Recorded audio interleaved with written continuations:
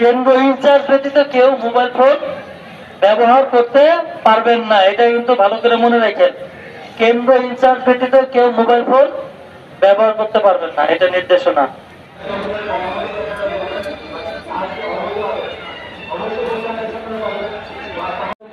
আমরা যদি আমাদের দায়িত্ব পালন সঠিকভাবে করি তাহলে কারো সাধ্য নাই, কারো সাহস নাই আমাদের আইন সম্মত যে দায়িত্ব পালনে বাধা দেয়।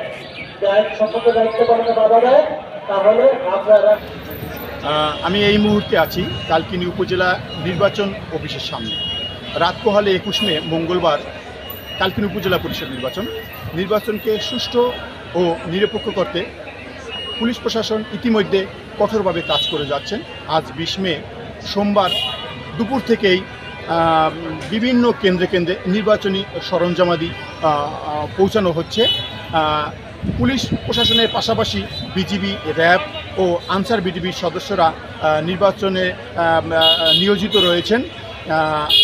ইতিমধ্যে মোট জানতে পেরেছি যে কালকিনি উপজেলা পরিষদ নির্বাচনে 10টি ইউনিয়ন, একটি পৌরসভা নিয়ে এই ভোট অনুষ্ঠিত হবে। মোট ভোটার সংখ্যা 1,88,554 জন, যার মধ্যে পুরুষ ভোটার রয়েছেন 98,572 জন এবং মহিলা ভোটার রয়েছেন 89,981 জন এবং একটি মাত্র ভোট রয়েছেন তৃতীয় লিঙ্গের। আজকে মাথার ক্যাপ, অস্ত্র, গুলি, বেতন, রেশন, ভাতা যখন ভোট গ্রহণ করবে একজন করে থাকে, তাই না?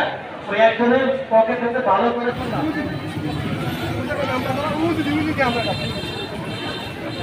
বুঝি না, যখন শেষ হইবে, আমি যখন শেষ করব তখন